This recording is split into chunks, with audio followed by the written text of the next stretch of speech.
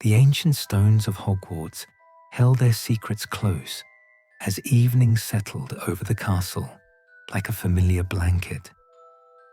Emma Hartwell paused at the top of the marble staircase, her fingers trailing along the worn banister that countless students had touched before her. The great hall below hummed with the gentle murmur of students finishing their evening meal. But her destination lay deeper, much deeper, in the heart of the castle's foundation.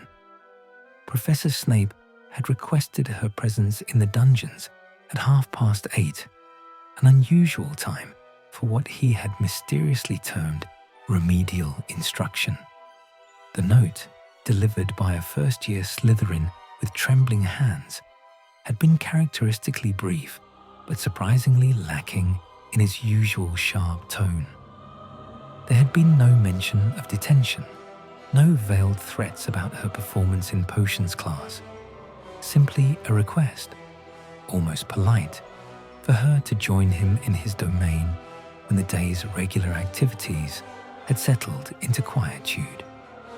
Emma descended the marble steps slowly, her soft-soled shoes making barely a whisper against the ancient stone.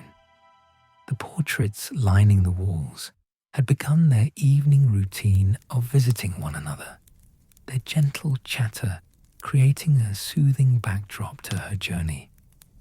Sir Cadogan was regaling a group of medieval ladies with what was undoubtedly an embellished tale of his latest heroic endeavour, while the fat lady practiced scales that echoed melodiously through the corridors. As she moved deeper into the castle, the warm golden light of the upper floors gradually gave way to the cooler, more subdued illumination of the lower levels. The torches here burned with a different quality, steadier, more contemplative. They cast long, dancing shadows that seemed to beckon her forward rather than warn her away.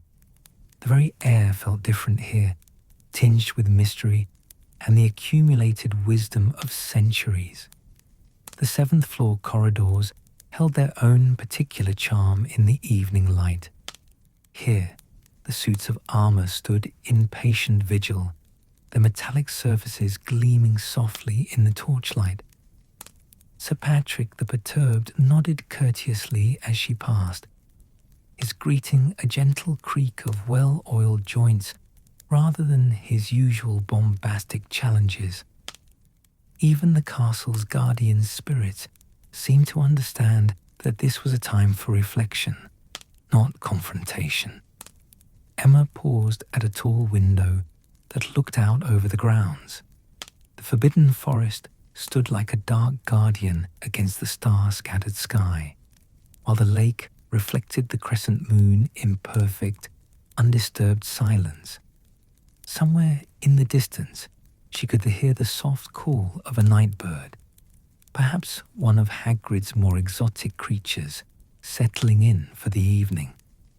The entire scene held a peaceful quality that seemed to seep through the ancient glass and into her very being.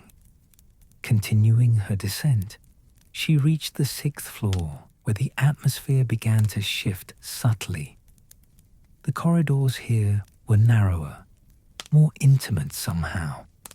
The portraits were smaller, depicting witches and wizards from bygone eras who watched her passage with benevolent curiosity. A wizard in emerald robes tipped his pointed hat as she passed, while a witch in medieval dress looked up from her embroidery to offer a gentle smile. The spiral staircase leading to the 5th floor was one of Emma's favourites in the castle.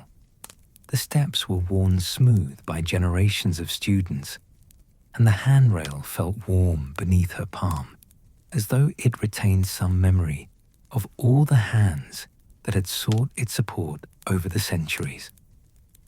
Her footsteps echoed softly in the narrow space, creating a rhythm that seemed almost meditative in its repetition. On the 4th floor, she encountered Mrs. Norris padding silently through the shadows. her lamp-like eyes reflecting the torchlight. The cat paused in her nocturnal patrol to regard Emma with what might have been approval, or perhaps merely acknowledgement of another creature moving purposefully through the night. Filch was nowhere to be seen, likely conducting his own mysterious evening rounds in some distant corner of the castle. The third floor held its own particular atmosphere as evening deepened. Here, the portraits were older still, their subjects often depicted in the midst of scholarly pursuits. A wizard in the blue robes of Ravenclaw looked up from an ancient tome to nod approvingly at her academic dedication. A witch in yellow and black carefully tended a painted garden where the flowers swayed in an unfelt breeze, their petals shimmering with an inner light that seemed to pulse in harmony with the castle's ancient heartbeat. As Emma descended to the second floor, she could feel the gradual coolness that spoke of proximity to the dungeons below. The air here carries subtle hints of the magical work that took place in the depths of the castle. Not unpleasant, but complex and layered like a fine perfume composed of countless mysterious ingredients. There was something of old parchment and candle wax, of herbs both familiar and exotic, of stone that had stood witness to centuries of magical education. The first floor marked the transition point between the castle proper and its mysterious depths. Here, the corridors were broader again, designed to accommodate the movement of larger groups during the day's academic activities. But now, in the gentle hush of evening, they felt cathedral-like in their spacious serenity. The torches burned lower here, creating pools of warm light interspersed with comfortable shadows that invited contemplation rather than fear. At last, Emma reached the entrance to the dungeon levels proper. The stone steps leading downward were carved from the living rock upon which Hogwarts was built, each one slightly different from its neighbors, shaped by the tools of craftsmen whose names were lost to history. The handrail here was hewn from the same dark stone, its surface polished to a soft sheen by the passage of countless hands over the centuries. The first dungeon level held a different quality of stillness. This was where the Slytherin common room lay hidden behind its concealed entrance, where the students of the Serpent House gathered in their domain of green and silver. The corridors here were narrower, more intimate, with arched ceilings that seemed to embrace rather than loom. The torches burned with a steadier flame, their light reflecting off the moisture that gathered naturally in the stone's microscopic pores, creating a subtle shimmer that was almost hypnotic in its gentle movement. Emma could hear, faintly, the distant sound of conversation and laughter from the Slytherin common room. The walls here were thick enough to muffle most sounds, but the warmth of human companionship managed to seep through nonetheless. It was a comforting sound, speaking of students gathered around their fireplace, sharing stories and completing assignments in the cozy embrace of their house sanctuary. As she descended deeper still, the air grew cooler and more still. This was the level where the practical magic of the castle took place, where Professor Snape conducted his most advanced classes, where the older students learned to work with ingredients that required the stable temperature and controlled environment that only the deepest levels could provide. The very stone here seemed to hum with accumulated magical energy, as though centuries of potion brewing and spell crafting had saturated its crystalline structure with power. The corridor leading to Professor Snape's classroom stretched ahead of her like a pathway through time itself. The walls here were lined with ancient brackets that held torches whose flames burned with a distinctive blue-white light. Not the warm yellow of the upper levels, but something cooler and more focused, better suited to the precise work that took place in these depths. The light they cast was steady and clear, perfect for reading the smallest details of complex formulae or observing the subtlest color changes in a simmering cauldron. Emma's footsteps echoed softly in the stone corridor, each sound seeming to be absorbed by the walls rather than reflected back. The acoustics here were different from those in the upper castle, more intimate, more conducive to careful concentration. She could understand why Professor Snape had chosen this location for his domain.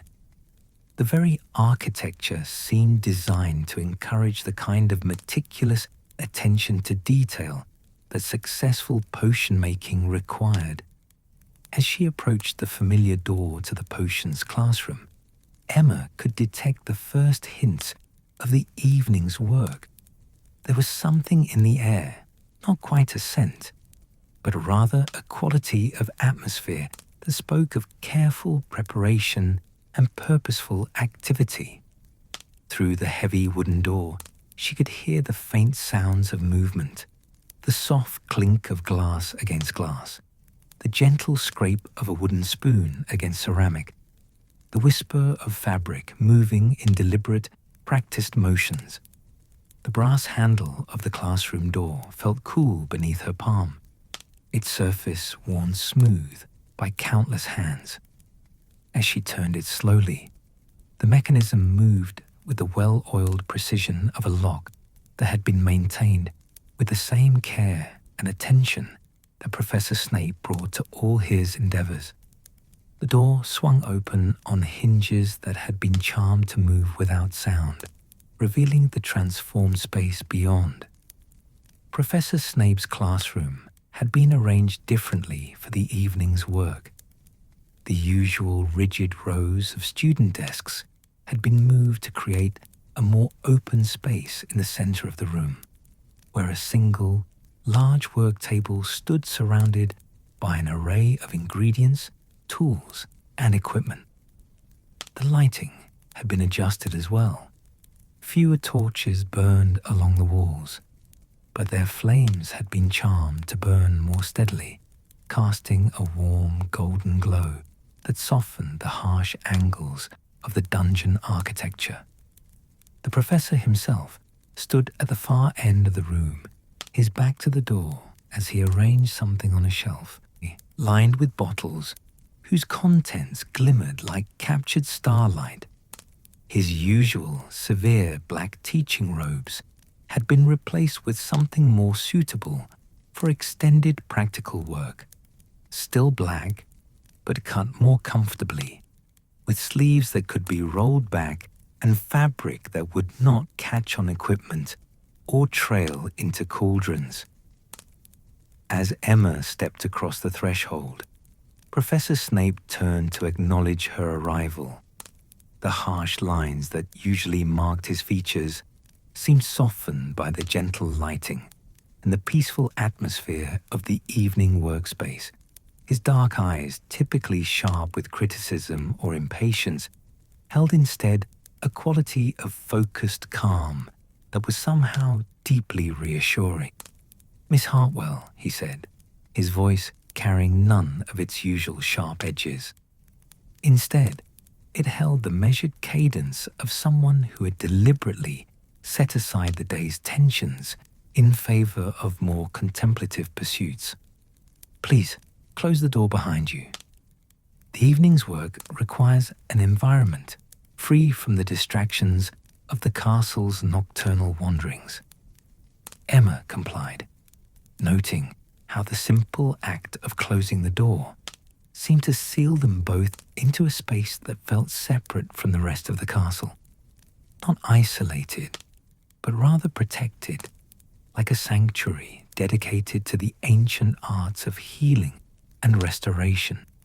The cool stone walls, the steady torchlight, the gentle sounds of Professor Snape's continued preparations all combined to create an atmosphere of purposeful tranquility that she had never before associated with this formidable man. Tonight, Professor Snape continued, his hands moving with practiced efficiency as he selected ingredients from the extensive collection that lined his shelves. We shall explore the gentler arts of our discipline, the brewing of draughts designed not to dazzle or intimidate, but to soothe and restore. He paused in his work to regard her with an expression that was almost kindly. I believe you will find the evening's instruction both educational and restorative. As Emma took her place at the prepared workspace, she could feel the ancient magic of Hogwarts settling around them both like a protective embrace. The dungeon depths, so often associated with fear and trepidation, had revealed their gentler nature.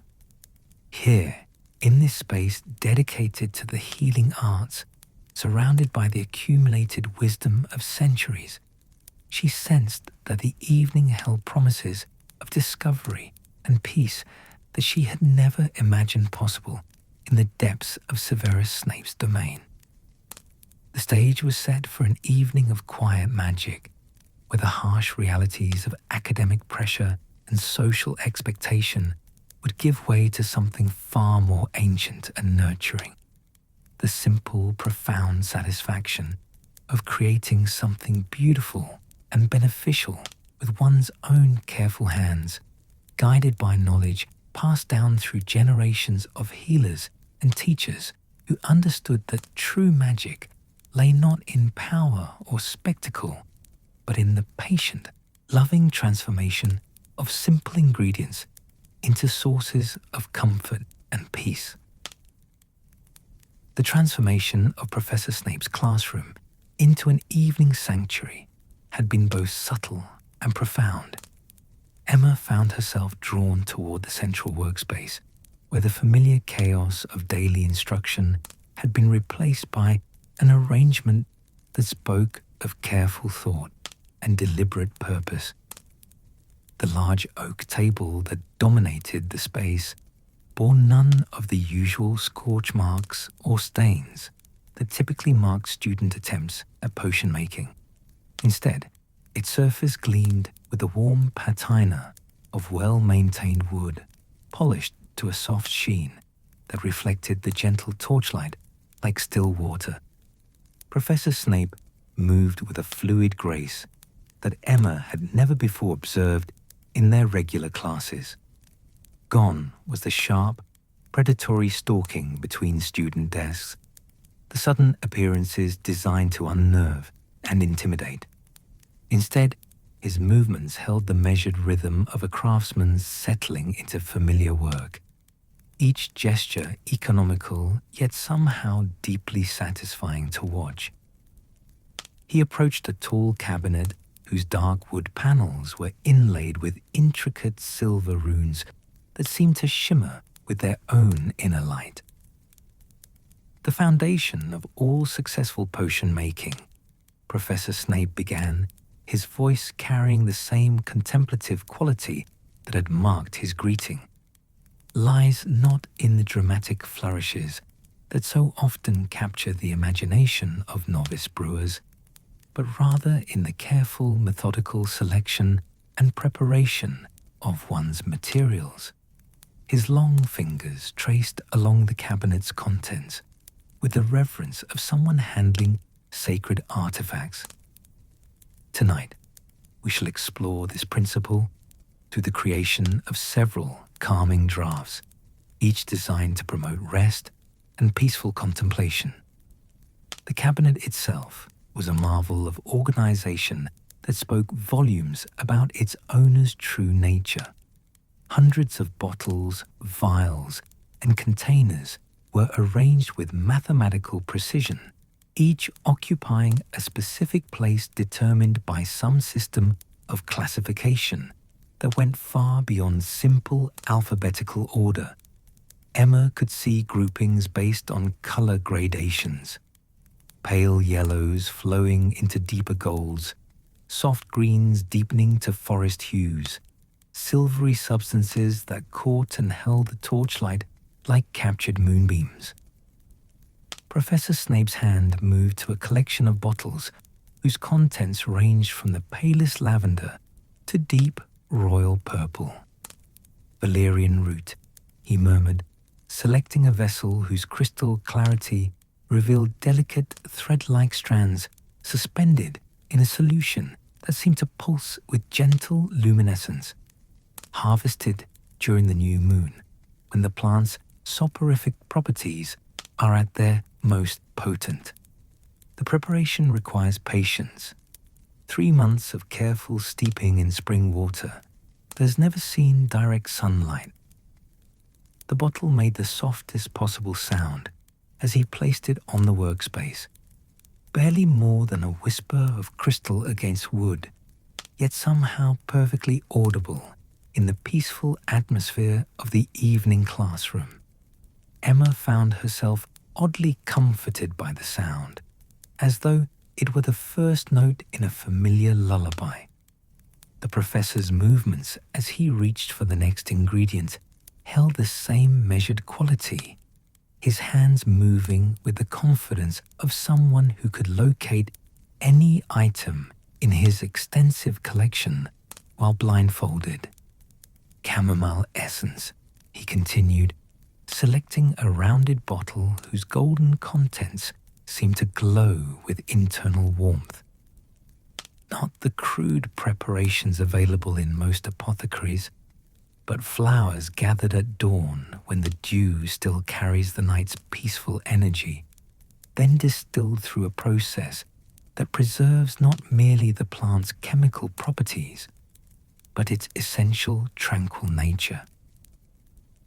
The bottle joined its companion with another soft chime, the sound harmonizing with the gentle crackling of the charmed flames that provided their illumination.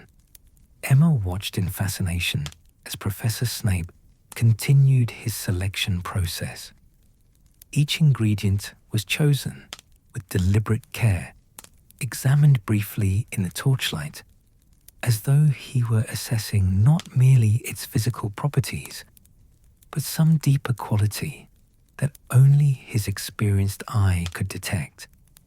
There was moonstone powder that sparkled like captured starlight, dried passion flower petals that retained their delicate purple hue despite their preservation, and a vial of what appeared to be liquid silver that moved with a hypnotic, mercury-like flow.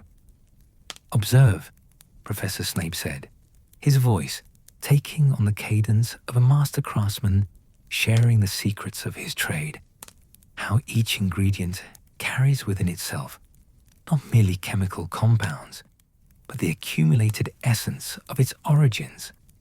This moonstone, he held up a small crystal bottle filled with pearlescent powder, was ground during the full moon, using a pestle carved from rowan wood that grew in a place where no violence had ever occurred. The resulting powder carries within its crystalline structure the moon's capacity for peaceful dreams and restful sleep. The process of laying out the ingredients became almost ritualistic in its careful precision. Each bottle, vial, and container was placed according to what seemed to be an ancient pattern, not merely the practical arrangement that would facilitate easy access during the brewing process, but something deeper, more symbolic. Emma began to recognize elements of the classical magical arrangements she had read about in her ancient rune studies. The representation of earth, air, fire, and water in their various forms, the careful balance between solar and lunar influences, the integration of mineral, plant, and ethereal components. As Professor Snape worked, he kept up a steady, quiet commentary that was unlike anything Emma had ever heard in his regular classes. Gone were the sharp corrections and scathing observations that typically marked his instruction. Instead, his words carried the gentle authority of someone sharing knowledge that had been carefully accumulated over years of dedicated study and practice. "The mortar and pestle," he said, lifting a set that appeared to be carved from a single piece of black marble, "must be selected with as much care as the ingredients themselves. This particular set has been in my possession for nearly 15 years, used exclusively for the preparation of healing and restorative compounds. The stone has absorbed the essence of hundreds of beneficial preparations, becoming itself a tool of healing rather than mere grinding. The mortar's interior surface bore the subtle polish of long use, its black stone worn to a mirror-like smoothness that reflected the torchlight in complex patterns. As Professor Snape demonstrated the proper grip and motion for effective grinding, Emma could hear the soft, rhythmic sound of stone against stone, not harsh or grating, but possessing a musical quality that seemed to resonate in harmony with the peaceful atmosphere of their workspace. "The motion," Professor Snape continued, demonstrating with a small amount of dried lavender buds, "must be both firm and gentle, consistent and patient. The goal is not to crush the material into submission, but to encourage it to release its essential properties willingly." The circular grinding motion he employed was hypnotic in its steady rhythm, each rotation identical to the last, creating a soft susurrus of sound that seemed to embody the very concept of patience made audible. Emma found herself drawn into the meditative quality of the preparation process, the careful selection of ingredients, the gentle grinding motions, the soft sounds of tools meeting materials, all combined to create an atmosphere that was both deeply peaceful and somehow profoundly meaningful. This was potion making stripped of its theatrical elements, reduced to its essential nature, as a healing art practiced by those who understood the true power lay not in dramatic effects, but in quiet effectiveness. "Now," Professor Snape said, setting aside the mortar and pestle with the same careful attention he had given to their use, "we must prepare our vessels for the evening's work." He moved to another section of the classroom, where several cauldrons of varying sizes had been arranged on a work surface that had been covered with what appeared to be silk cloth in a deep, soothing blue that seemed to absorb and soften the torchlight. The cauldrons themselves were unlike the battered utilitarian vessels typically used in student instruction. These were clearly tools of a master craftsman, each one perfectly proportioned for its intended use, their surfaces bearing the subtle patina of careful maintenance rather than the scars of abuse or neglect. The largest was crafted from what appeared to be pewter that had been polished to a soft silver gleam, while the smallest seemed to be made of copper that glowed like a captured sunset in the gentle light. Each cauldron, Professor Snape explained as he began the process of cleaning and preparing the vessels, must be not merely clean, but purified of any trace of previous workings that might interfere with tonight's delicate preparations. His cleaning process was thorough yet gentle, using soft cloths and what appeared to be spring water that had been infused with purifying herbs. The motions he employed were circular, flowing, almost dance-like in their graceful efficiency. The sound of cloth against metal created a soft, rhythmic whisper that seemed to pulse in harmony with the gentle crackling of the torches and the distant, barely audible sounds of the castle's nighttime settling. Each cauldron received the same careful attention, regardless of its size or intended use in the evening's work. Emma realized that she was witnessing not merely practical preparation, but something approaching a form of meditation, a practice that transformed necessary work into something approaching spiritual observance. The flame, Professor Snape continued, moving to adjust the magical fires beneath each cauldron with movements that were both precise and graceful, must be neither too eager nor too reluctant. Tonight's work requires what we call the patient flame, a fire that burns steadily without eagerness, providing consistent warmth without the dramatic surges that can ruin a delicate preparation. His wand movements as he adjusted each flame were economical and flowing, creating fires that burned with an almost hypnotic steadiness, their blue-white light casting gentle, unwavering shadows. As the professor completed his preparations, Emma became aware of how the entire process had subtly transformed not merely the physical space of the classroom, but the very atmosphere within it.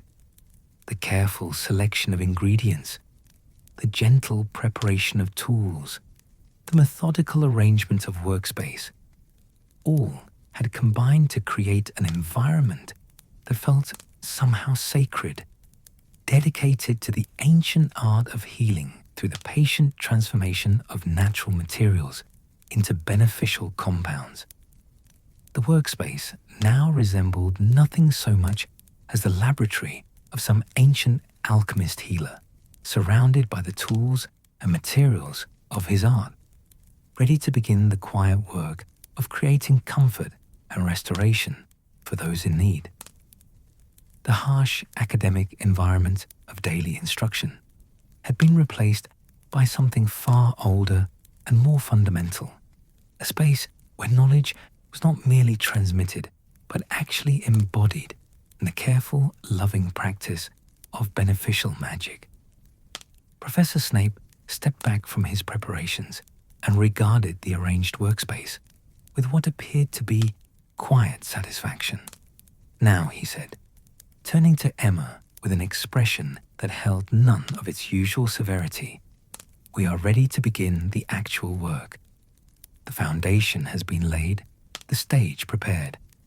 What follows will require not merely technical skill, but patience, attention, and perhaps most importantly, the genuine desire to create something that will bring comfort to others."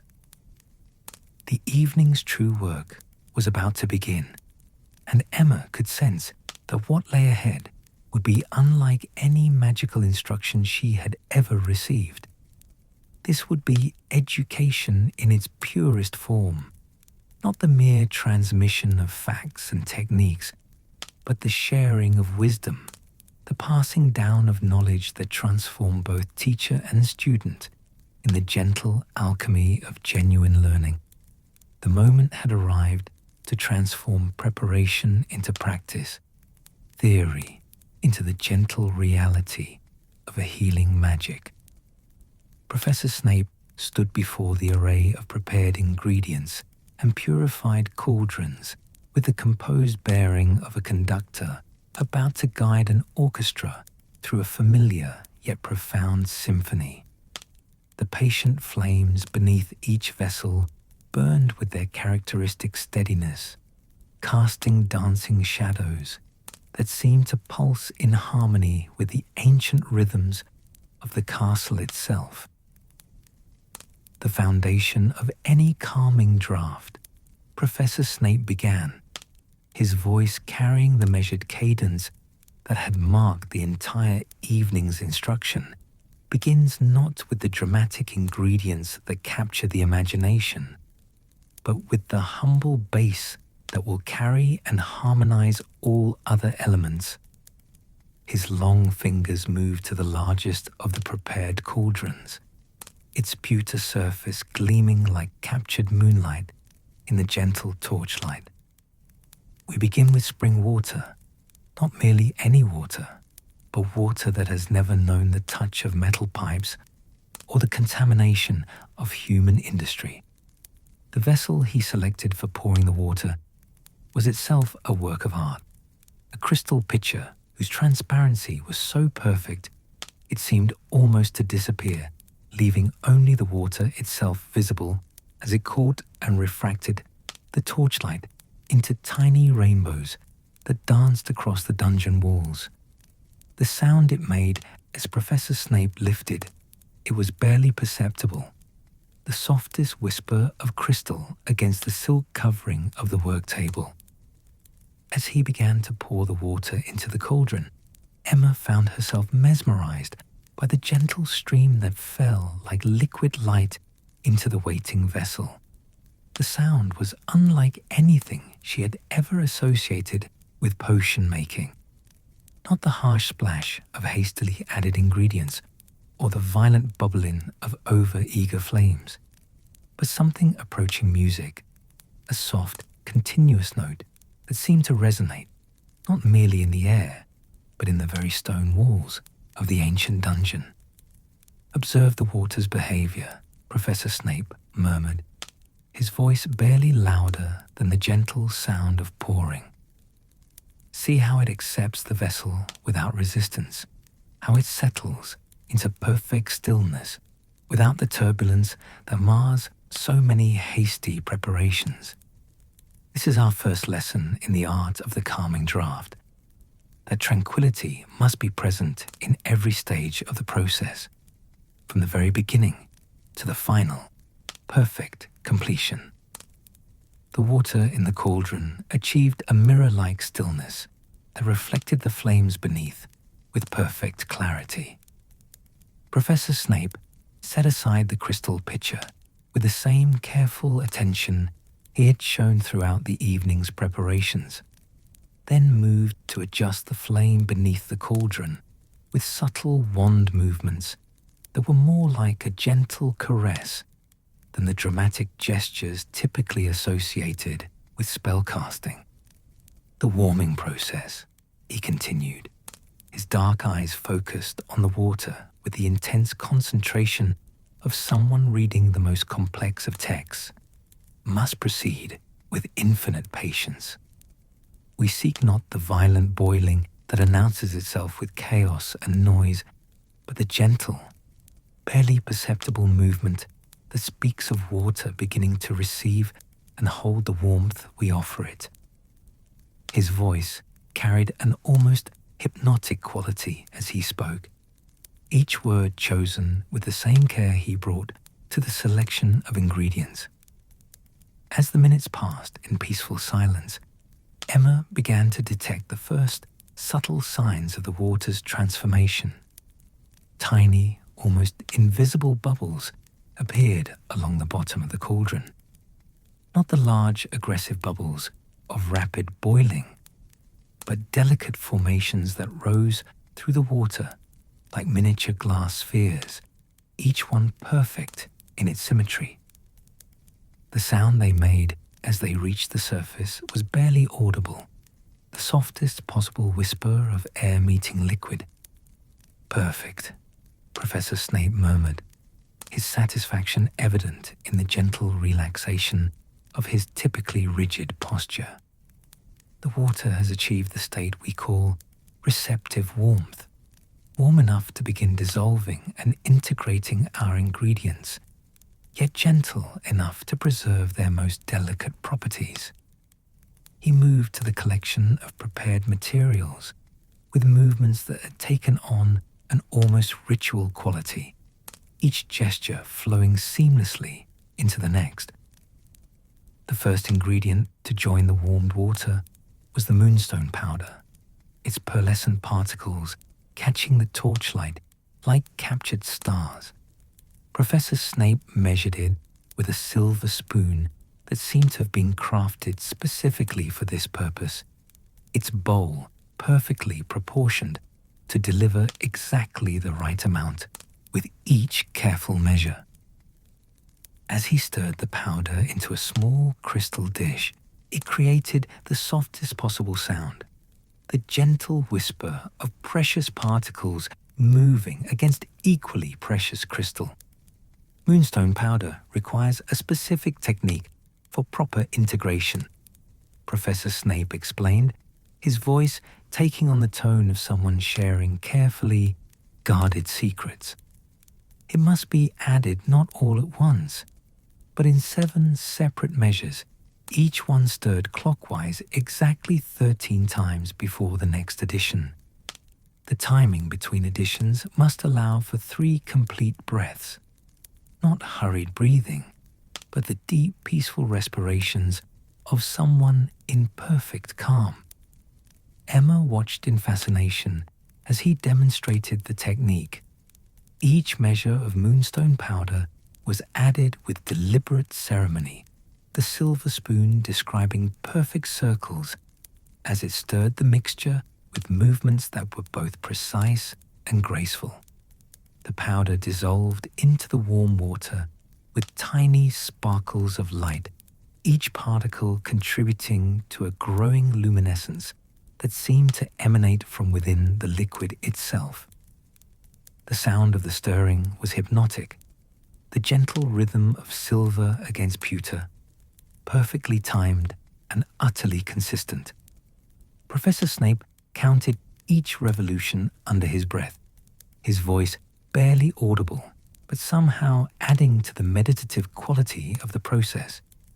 Between each addition, he paused exactly as he had described, his breathing deep and measured, demonstrating the very calm that the finished draft was designed to promote. "Observe how the water accepts the moonstone," he murmured during one of the breathing pauses, his eyes fixed on the gently glowing liquid.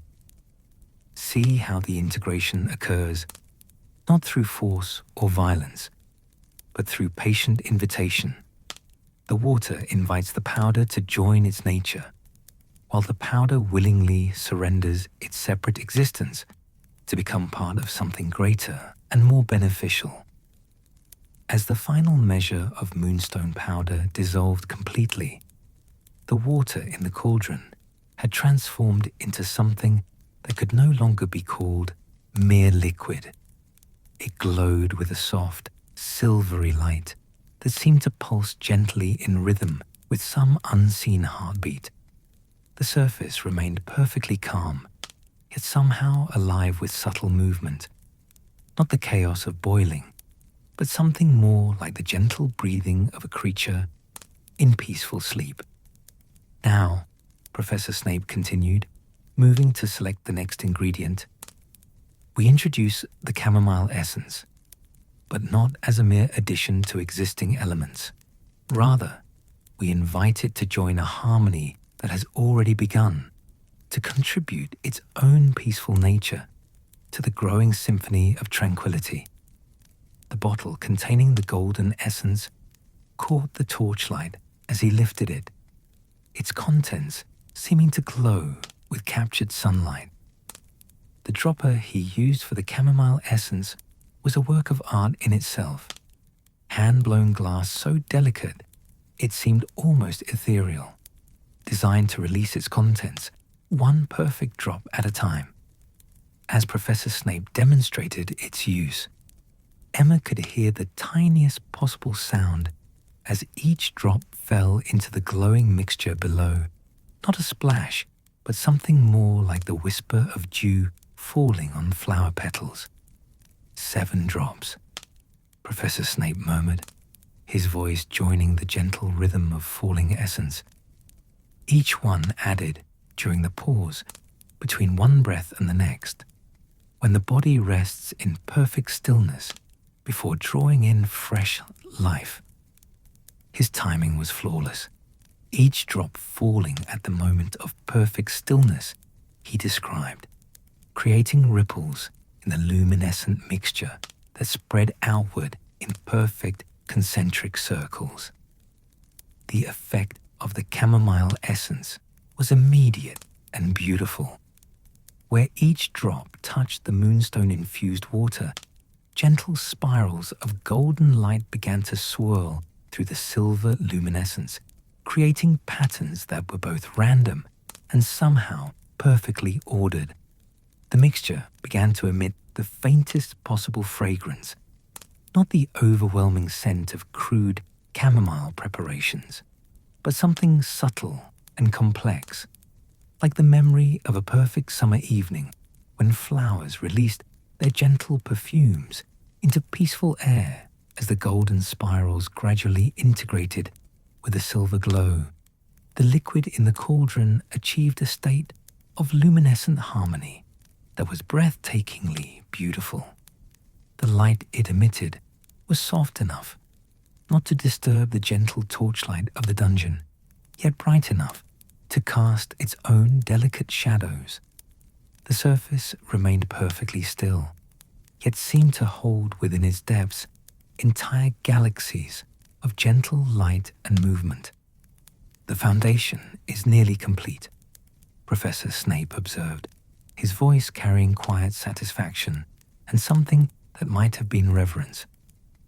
"One final element remains, the binding agent that will unite all our carefully balanced components into a single, harmonious whole."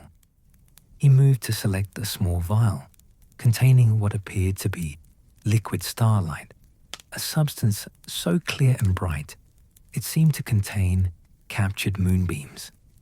"Distilled dew," he explained, holding the vial up to catch the torchlight. "Gathered at dawn from flowers that bloom only under the full moon, then purified through 7 separate distillation processes, each one conducted during a different phase of the lunar cycle. This is perhaps the most precious ingredient in our preparation, not for its rarity, but for its capacity to unite disparate elements in perfect harmony. The process of adding the distilled dew required even greater care than the previous steps. Professor Snape used a silver needle so fine it was barely visible, allowing just 3 drops of the precious liquid to fall into the mixture at precisely timed intervals. Each drop created a moment of absolute stillness in the cauldron, as though the liquid held its breath before welcoming the new addition. As the final drop of distilled dew integrated with the moonstone and chamomile foundation, the mixture achieved a state of perfect luminescent calm that seemed to embody the very essence of peaceful sleep. The light it emitted pulsed gently, like the breathing of someone in the deepest, most restorative slumber. The fragrance that rose from its surface was indescribable, not any single scent, but rather the very essence of tranquility made perceptible to the senses. Professor Snape stepped back from the completed foundation with an expression of quiet accomplishment. "The base of our calming draft is now complete," he said, his voice carrying the satisfaction of someone who had just completed a work of art. "What we have created is more than the sum of its individual components. It is the foundation upon which all effective healing magic must be built." Emma found herself profoundly moved by what she had witnessed. This was potion making, elevated to the level of high art, where every component had been selected, prepared, and integrated with a level of care and attention that transformed the entire process into something approaching spiritual practice.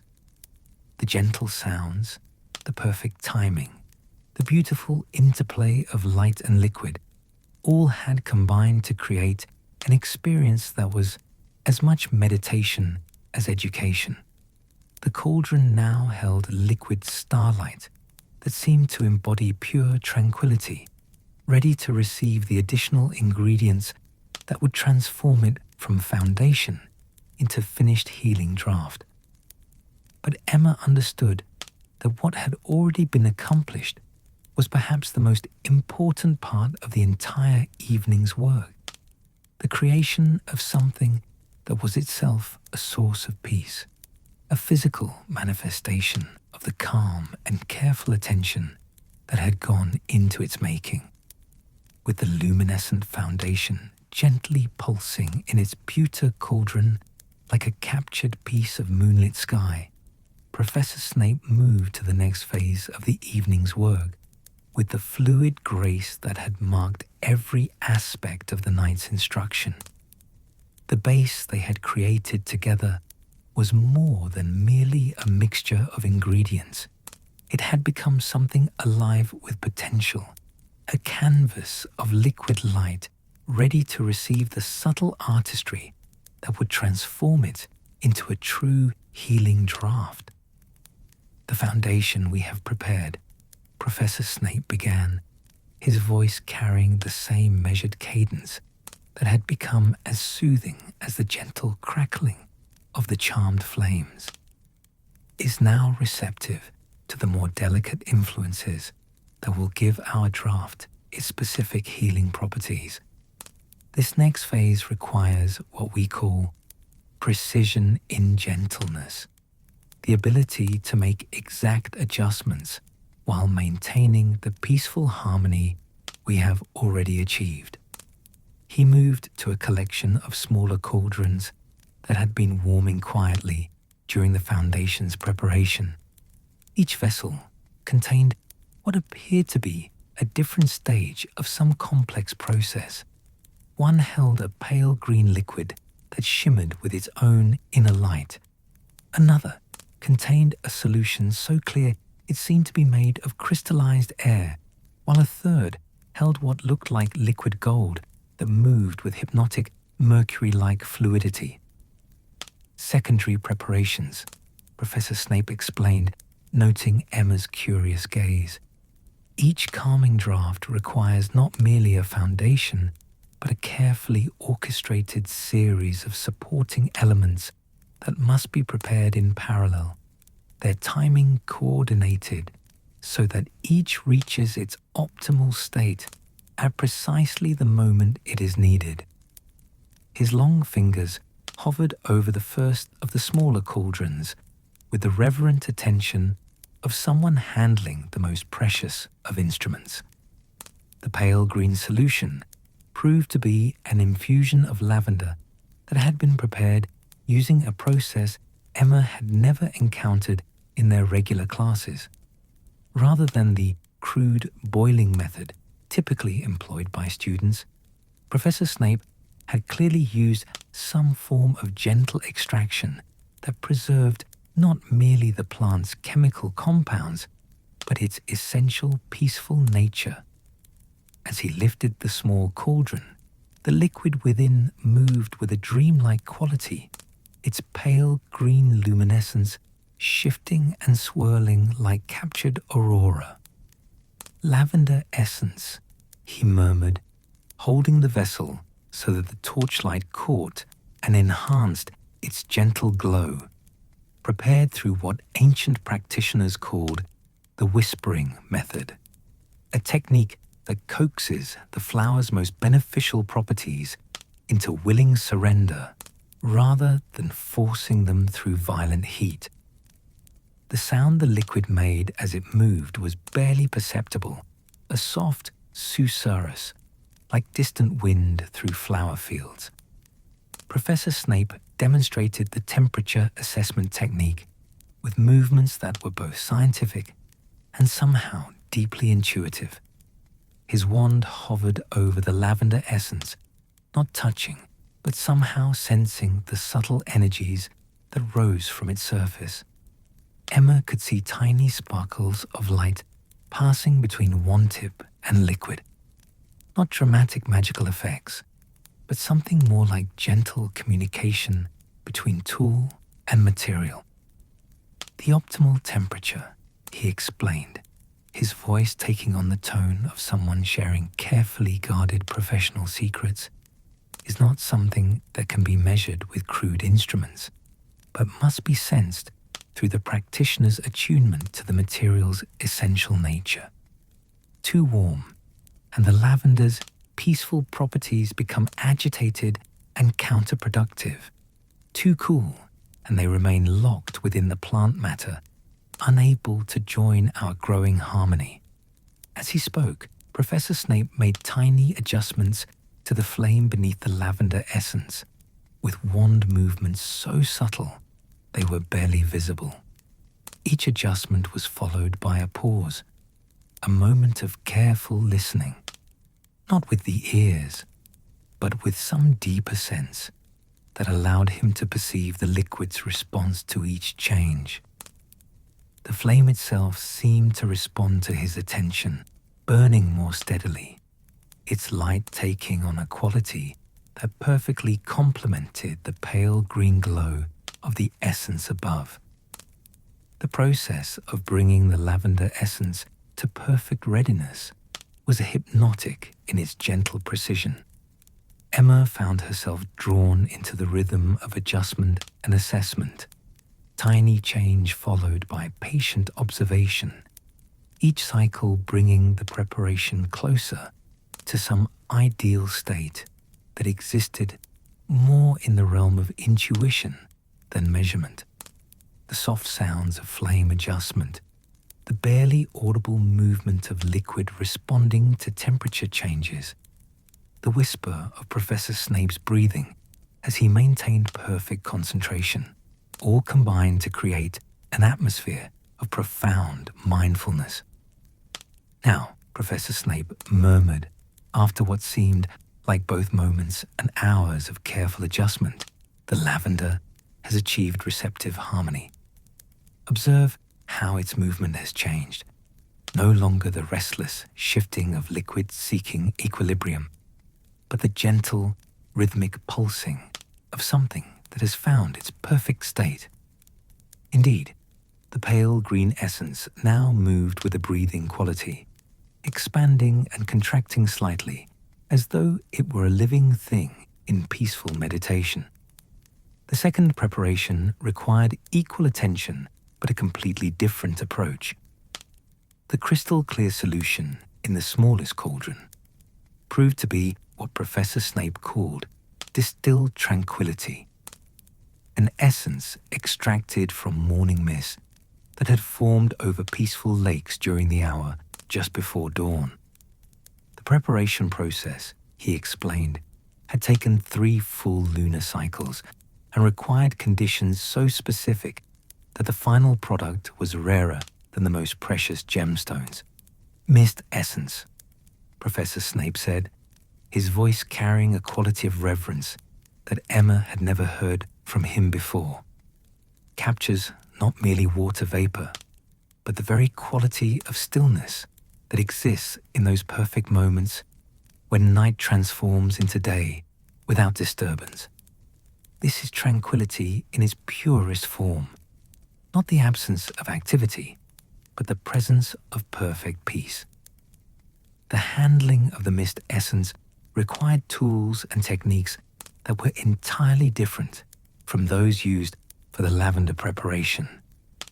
Instead of adjusting temperature, Professor Snape worked with what he called atmospheric harmony. Tiny changes in the air pressure and magical fields surrounding the cauldron that encouraged the essence to achieve its optimal state through environmental rather than thermal adjustment. Emma watched in fascination as he used his wand to create almost imperceptible changes in the space around the clear liquid. The movements were more like conducting an invisible orchestra than casting spells, flowing gestures that seemed to shape the very air itself. With each subtle adjustment, the crystal clear essence responded by becoming somehow clearer still, its transparency taking on a quality that transcended mere absence of color to become something approaching visible purity. sounds associated with this preparation were unlike anything Emma had ever experienced. Rather than the gentle bubbling or liquid movement that marked other potion work, the mist essence created what could only be described as the sound of perfect silence. Not the absence of sound, but rather a quality of stillness so profound that it seemed to absorb and transform the other gentle noises of the dungeon workspace into components of a larger, more harmonious whole. The mist essence has achieved crystalline clarity, Professor Snape observed after a period of adjustment so subtle that Emma had barely been able to follow his techniques. It now exists in a state of perfect receptivity, ready to integrate with our foundation without disturbing the balance we have so carefully established.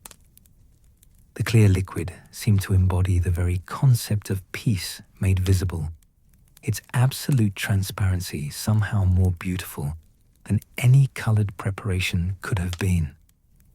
The third and most complex of the secondary preparations proved to be the golden mercury-like substance that moved with such hypnotic fluidity. Professor Snape identified it as liquid patience, an alchemical preparation that required not merely rare ingredients, but a brewing process that spanned an entire year and could only be completed by someone who had achieved a specific state of personal tranquility. This preparation, Professor Snape explained, his voice carrying quiet pride in an achievement that had clearly required years of dedication, represents the most advanced application of the principles we have been exploring tonight. It cannot be rushed, cannot be forced, and cannot be successfully completed by anyone who approaches the work with anything other than perfect calm and genuine desire to heal. The liquid patience moved like molten gold that had somehow retained its fluidity at room temperature, its surface reflecting the torchlight in patterns that seemed almost sentient. As Professor Snape demonstrated the assessment techniques required to determine its readiness, Emma could see that this preparation required not merely technical skill, but something approaching spiritual attunement to the very nature of time itself. The integration process for the liquid patience involved a form of stirring that was entirely different from anything Emma had previously encountered. Rather than the circular motions typically used in potion making, Professor Snape employed what he called temporal stirring, movements that seemed to work with time rather than space, encouraging the golden substance to unfold its properties at exactly the rate that would produce optimal integration with the evening's other preparations. Each stirring motion was timed to coordinate with specific moments in the larger rhythm that had been building throughout the evening's work. Professor Snape moved his stirring rod, an implement carved from ancient oak and polished to mirror smoothness, in patterns that seemed to echo the breathing rhythms they had established earlier, the pulse of the foundation's luminescence, and even the gentle crackling of the charmed flames that provided their workspaces illumination. The sound produced by this temporal stirring was unlike anything Emma had ever heard. Not the simple whisper of implement against liquid, but something more complex and musical, as though each motion was creating harmonics that resonated not merely in the air, but in the very fabric of time itself. The golden liquid responded to each stroke by revealing new depths of color and movement, patterns within patterns that suggested complexities far beyond anything achievable through conventional potion-making techniques. As the liquid patience achieved its optimal state, Professor Snape began the delicate process of coordinating all three secondary preparations with the luminescent foundation that continued to pulse gently in its pewter cauldron. This phase of the work required what he called harmonic timing, the ability to sense when each element had reached the precise state of readiness that would allow perfect integration without disruption of the carefully established balance. "Observe," Professor Snape murmured, his attention divided between the four different preparations with the skill of a master conductor managing multiple orchestral sections. How each element now pulses in sympathy with the others. The lavender essence has adopted the breathing rhythm of our foundation, while the mist essence has achieved the crystalline clarity that will allow it to serve as a perfect bridge between liquid and ethereal elements. The liquid patience has unfolded to reveal the temporal depths that will give our finished draft its lasting effectiveness. The coordination process was breathtakingly beautiful to witness. As Professor Snape made tiny adjustments to each preparation, Emma could see and hear the gradual synchronization of their different rhythms and qualities.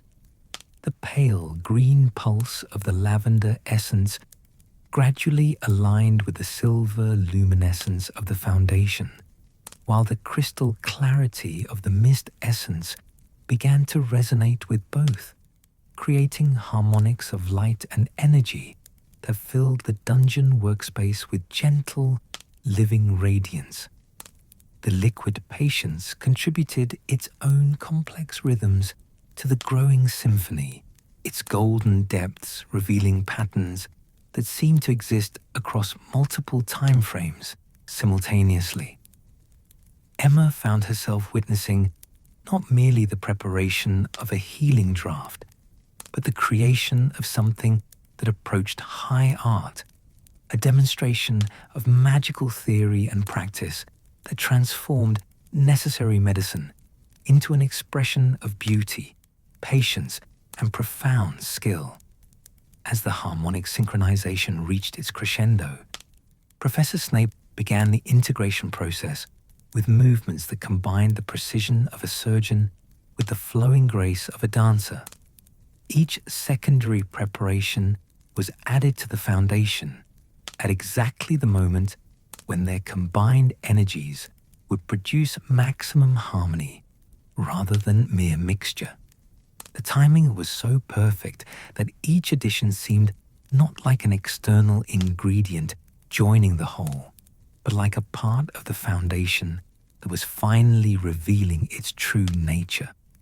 The sound of integration was extraordinary, not the violent reaction of chemical combination, but something more like the resolution of musical harmonies that had been building toward perfect chord.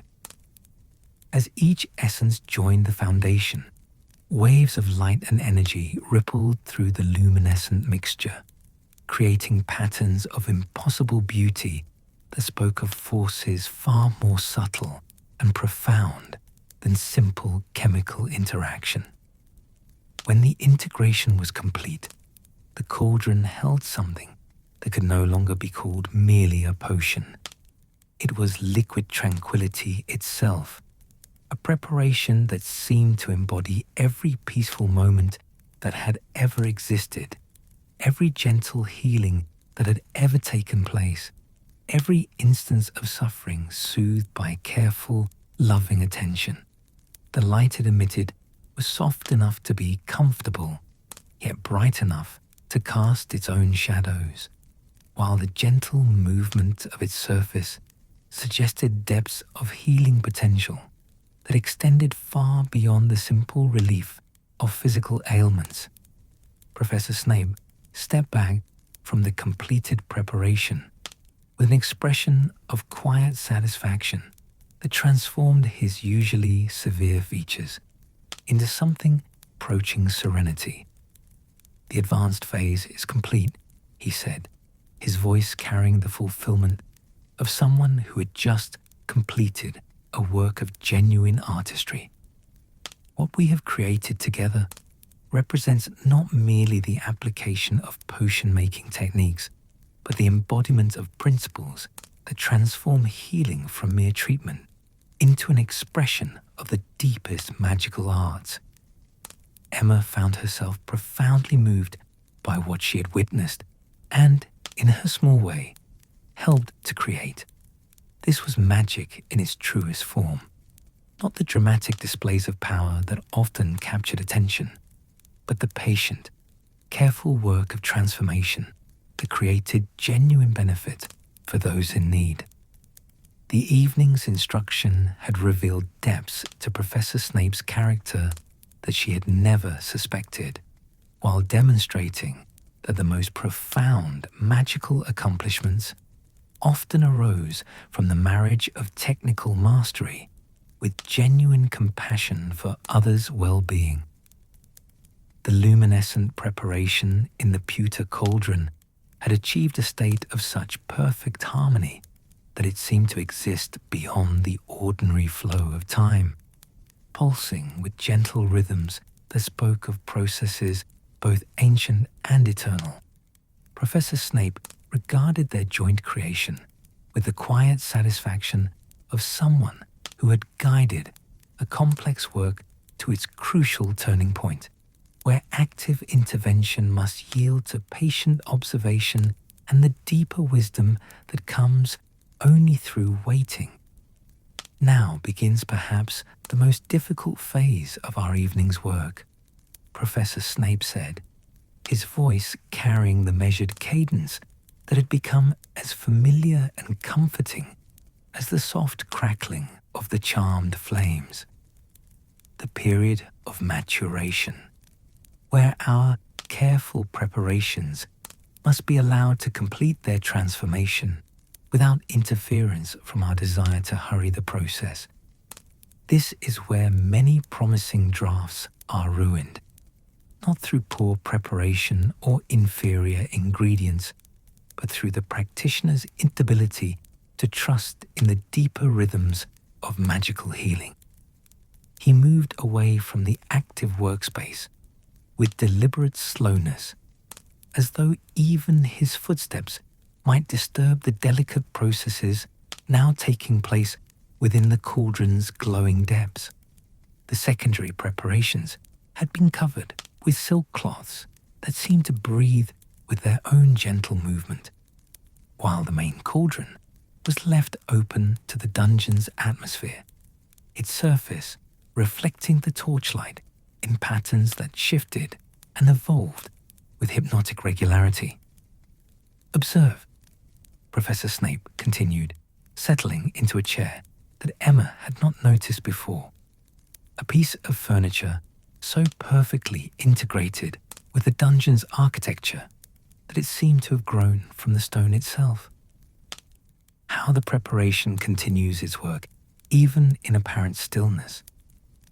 This is the great mystery of healing magic, that the most profound transformations often occur not during moments of dramatic action, but in the quiet spaces between, when patience allows natural forces to complete their beneficial work.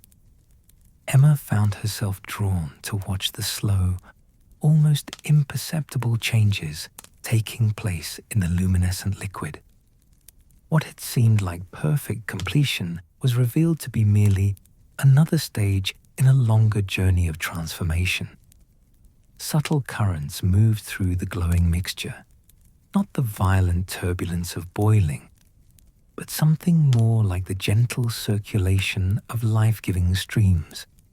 Colors deepened and brightened in waves that seemed to follow some inner rhythm, while the light itself took on new qualities that spoke of increasing potency and refinement. The ancient practitioners, Professor Snape observed, his voice taking on the reflective tone of someone sharing wisdom accumulated over years of careful study, understood that healing magic operates according to principles that cannot be rushed or forced.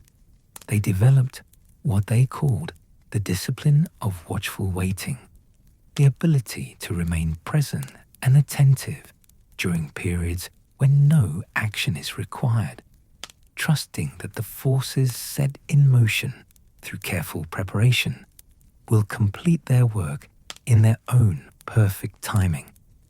As he spoke, Professor Snape began the subtle work of maintaining the optimal environment for the draft's continued development. This was not the dramatic spell casting that might have been expected, but rather a series of tiny, almost invisible adjustments that demonstrated mastery at its most refined level. A slight modification to the air currents in the dungeon, achieved through wand movements so minimal they were barely perceptible. A gentle enhancement of the harmonic resonance between the torches and the cauldron's contents, accomplished through what appeared to be simple breathing exercises that somehow influenced the magical fields surrounding their workspace. Environmental harmony, Professor Snape explained, noting Emma's fascination with these subtle techniques requires constant attention, but attention of a very different quality from that needed during active preparation. This is contemplative attention, awareness that observes without interfering, that senses changes in the magical atmosphere as delicately as a flower sensing the approach of dawn. The process of creating and maintaining this optimal environment was itself a form of meditation. Emma watched as Professor Snape moved through a series of practices that seemed to blur the boundary between magical technique and spiritual discipline. His breathing became deeper and more regular, synchronizing with the pulse of light emanating from their preparation. His movements, when necessary, flowed with a quality of unhurried grace that suggested someone in perfect harmony with the forces he was guiding rather than controlling. The dungeon itself seemed to respond to this careful attention.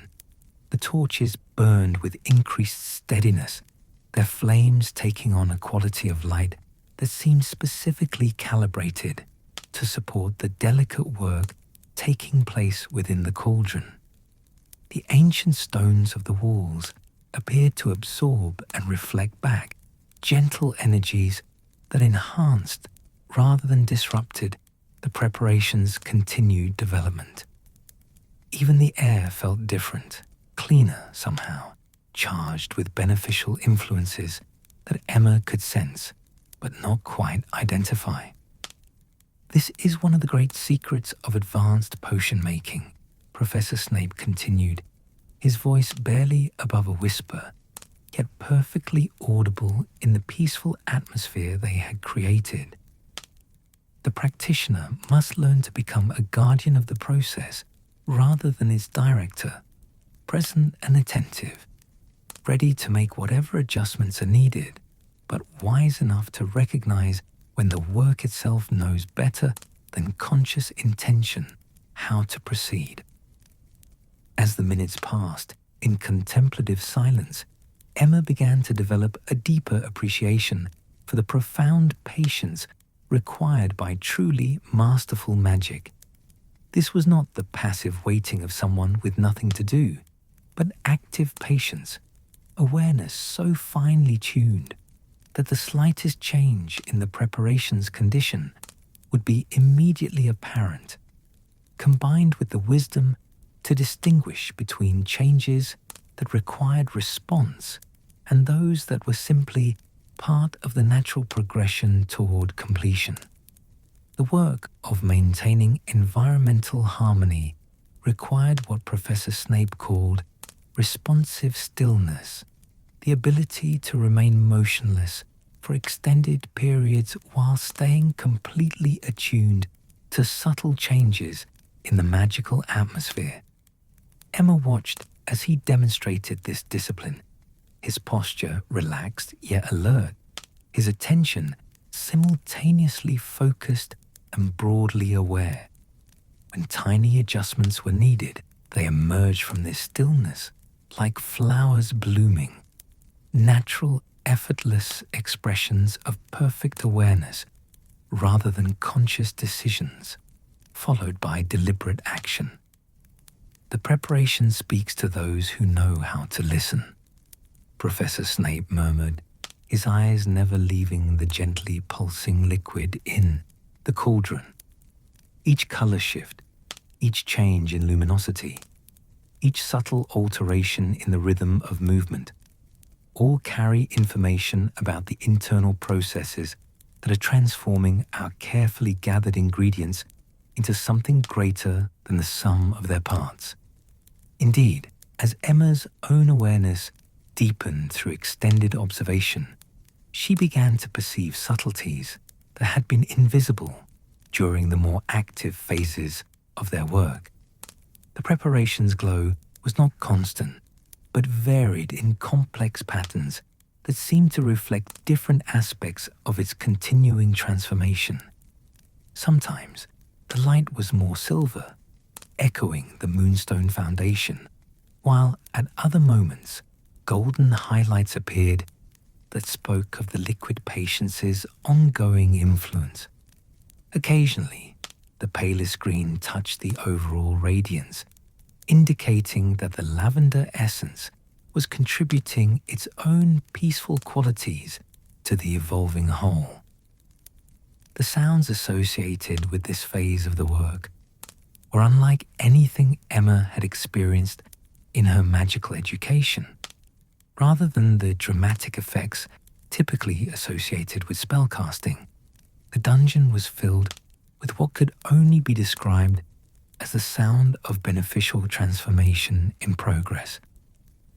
There was the barely audible whisper of energy moving through liquid, the soft resonance of light harmonizing with ancient stone, and underneath it all, a subtle rhythm that seemed to echo the deepest patterns of healing magic itself. Professor Snape's approach to this waiting period revealed aspects of his character that Emma had never suspected. Gone entirely was the sharp impatience that marked his regular classes, replaced by a quality of serene attentiveness that transformed his usually severe features into something approaching gentle wisdom. His movements, when movement was required, possessed a flowing grace that spoke of someone who had learned to work with natural forces rather than against them. Many practitioners, Professor Snape observed during a particularly peaceful moment, make the error of believing that magical power resides primarily in dramatic action, in the force of will imposed upon resistant materials, in the spectacular effects that announce their prowess to observers. But the deepest magic, the kind that creates lasting healing and genuine transformation, operates according to different principles entirely. As he spoke, he demonstrated these principles through the subtle work of ingredient maintenance that continued even during the waiting period. The remaining supplies needed their own forms of gentle attention. The unopened bottles required periodic assessment to ensure their contents remained at optimal potency, while the prepared tools benefited from the kind of mindful care that kept them perfectly attuned to their intended purposes. Emma watched in fascination as Professor Snape moved through these maintenance tasks with the same meditative attention he brought to every aspect of the evening's work. Each bottle was lifted and examined, not merely with the eyes, but with a deeper form of perception that assessed the subtle energies contained within. Tools were cleaned, not just to remove physical residue, but to clear them of any energetic imprints that might interfere with future use. The process of organizing and caring for ingredients during this waiting period became another form of teaching. Professor Snape shared the accumulated wisdom of decades spent working with the subtle materials of healing magic, which preparations improved with age, which required constant renewal, how to assess potency through methods that went far beyond simple visual inspection. "This white willow bark," he said, holding up a bottle containing what appeared to be ordinary plant matter, "has been aging in my personal collection for 7 years. Observe how its color has deepened from pale brown to rich amber, not through decay, but through the slow concentration of beneficial properties that occurs when plant matter is stored under optimal conditions." The bark in question seemed to glow with its own inner light when held up to the torchlight, its surface exhibiting a patina that spoke of time and careful preservation. The discussion of ingredient properties during the waiting period provided Emma with insights into potion-making theory that were far more advanced than anything covered in their regular classes. Professor Snape explained the concept of sympathetic maturation, how ingredients could continue to develop beneficial qualities even after harvesting, provided they were stored in environments that supported rather than hindered their natural tendencies toward healing potency. "The greatest practitioners," Professor Snape continued, returning the aged willow bark to its place among his carefully organized supplies, "understand that their role is not to impose their will upon resistant materials, but to create conditions where the natural healing properties of plants, minerals, and other magical substances can express themselves most fully. We become partners in the process of transformation, rather than its directors." As the waiting period continued, the preparation in the cauldron underwent changes that were both subtle and profound. The initial integration of ingredients had created harmony, but now that harmony was deepening into something approaching perfection, the light emanating from the mixture became steadier, yet somehow more alive, while the gentle movements within the liquid took on qualities that suggested increasing complexity and sophistication. Professor Snape's monitoring of these changes required skills that went far beyond anything taught in standard magical education. His assessment techniques combined careful visual observation with what appeared to be forms of magical sensing that allowed him to perceive the preparation's condition at levels invisible to ordinary awareness. Emma watched as he periodically approached the cauldron with the reverent attention of someone reading sacred texts, his entire being focused on interpreting the subtle messages conveyed through color, movement, light, and energy. "The deepening has reached the 7/10 point," Professor Snape observed after one such assessment, his voice carrying quiet satisfaction. "The preparation is approaching the threshold where active intervention will again be required, but that moment has not yet arrived. Patience remains our primary tool, supported by vigilant attention to the signs that will indicate when the time for completion has come."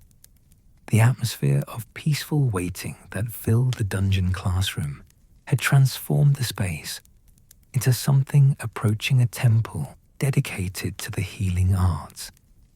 The gentle torchlight, the soft sounds of beneficial transformation, the presence of two practitioners united in shared dedication to creating something genuinely helpful, all combined to create an environment where the deepest principles of magical healing could express themselves without interference from the usual anxieties and pressures of academic life. Emma found herself profoundly affected by this extended period of contemplative observation. The experience was teaching her that true mastery in any field required not just technical skill and theoretical knowledge, but the development of inner qualities, patience, attentiveness, trust in natural processes that allowed external techniques to be applied with maximum effectiveness. She was learning to work with time rather than against it, to find satisfaction in careful observation rather than constant activity, to appreciate the subtle beauty of processes that unfolded according to their own perfect timing. As the waiting period drew toward its close, both teacher and student had been changed by the experience of creating something beautiful together through the patient application of accumulated wisdom and genuine care for others' well-being.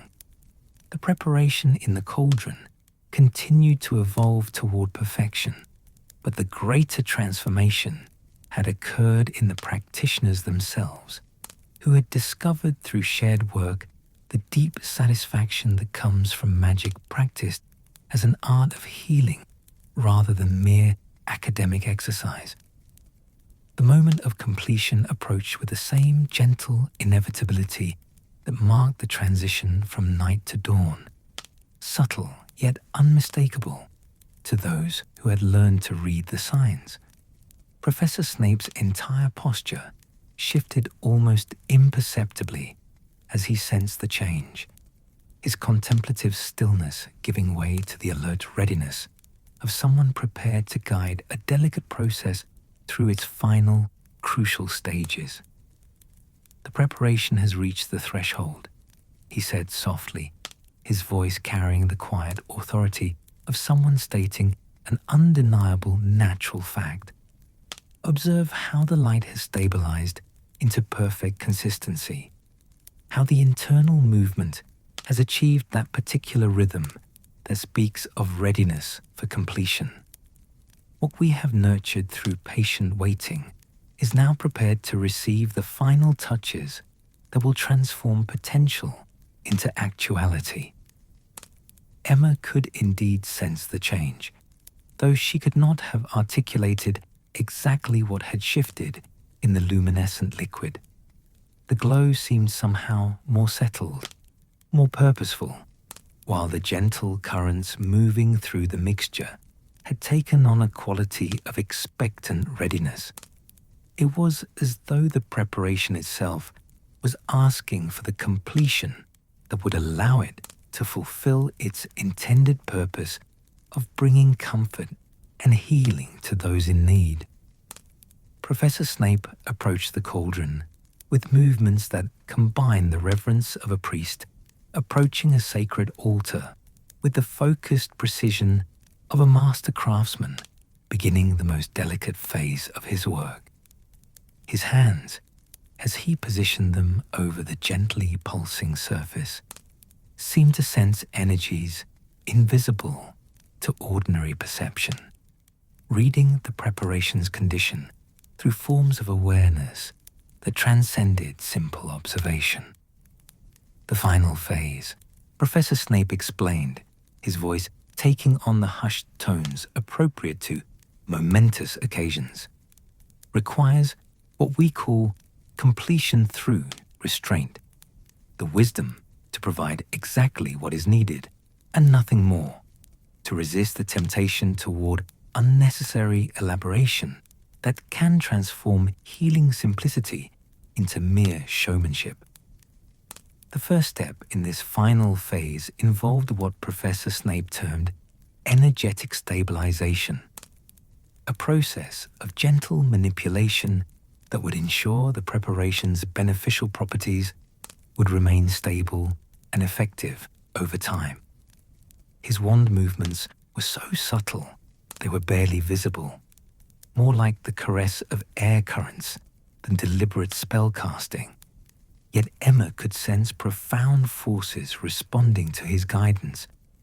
As he worked, the preparation's glow began to shift from the silver-gold luminescence that had marked its development towards something approaching pure, clear light, not harsh or brilliant, but possessing the gentle radiance of starlight reflected in still water.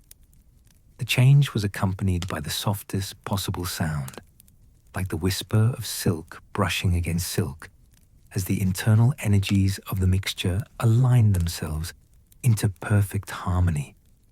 "Stabilization complete," Professor Snape murmured, stepping back to assess the results with the critical eye of someone whose standards accepted nothing less than perfection. "The preparation will now retain its optimal potency indefinitely, ready to provide comfort whenever it is needed." The liquid in the cauldrons seemed to pulse once in acknowledgement, its light brightening momentarily before settling into the steady, peaceful glow that marked truly finished work. The next stage required the preparation of vessels suitable for containing such a precious creation. Professor Snape moved to a cabinet Emma had not noticed before, its dark wood surface inlaid with symbols that seemed to shift and change when viewed from different angles. From within, he withdrew a collection of bottles that were themselves works of art, each one hand-blown from crystal so pure it seemed to be made of crystallized moonlight. "These vessels," Professor Snape explained as he arranged them on the silk-covered work surface, "have been prepared specifically for tonight's work. The crystal was grown under controlled conditions over a period of months, its formation guided by the same principles of patience and precision that have marked our entire evening's endeavor. Each bottle caught and refracted the torchlight in patterns that seemed to echo the gentle radiance of the completed preparation. The process of cleaning and preparing these vessels for their precious contents was itself a demonstration of mastery at its most refined level. Professor Snape used what appeared to be ordinary spring water, but Emma could sense that it had been enhanced through subtle magical processes that purified it beyond anything achievable through mundane means. The cleaning motions were circular, flowing, almost dance-like in their graceful efficiency. As each bottle was prepared, it was placed in a specific position that seemed to follow some ancient pattern of arrangement.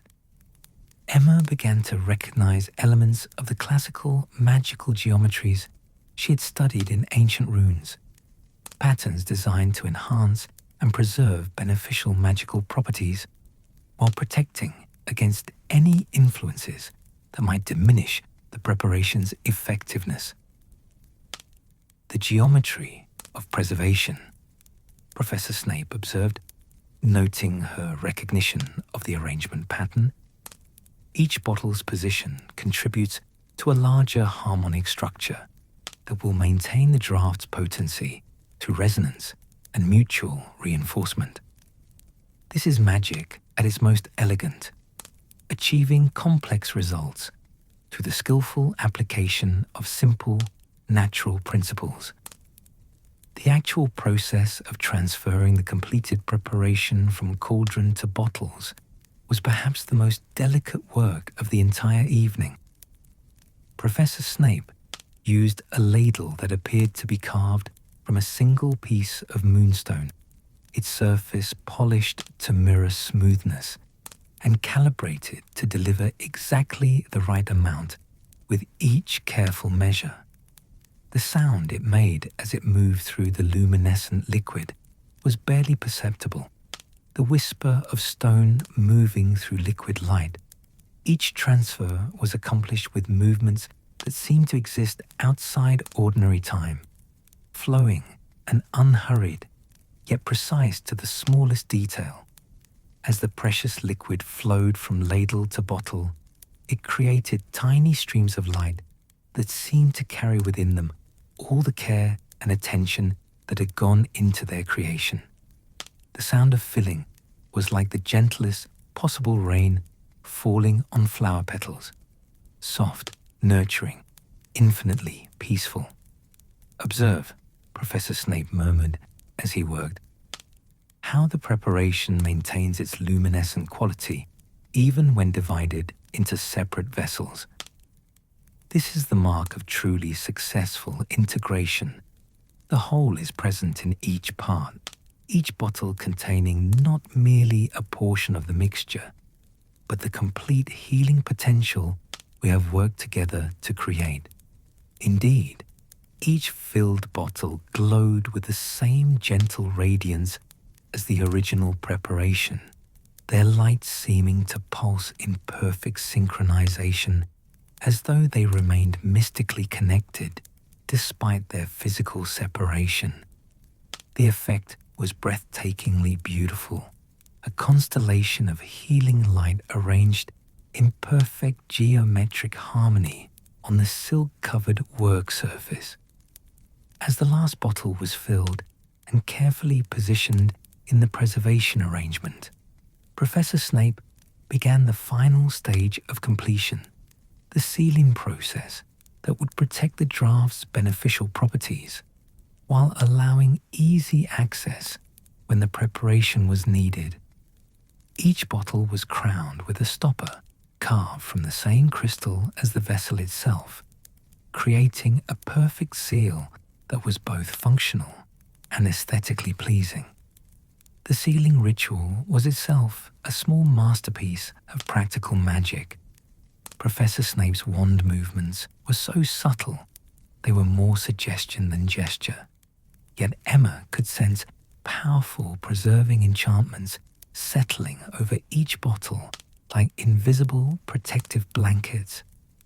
The process was accompanied by the softest possible chiming sound as each seal activated, musical notes that seemed to harmonize with the gentle radiance of the contained preparations.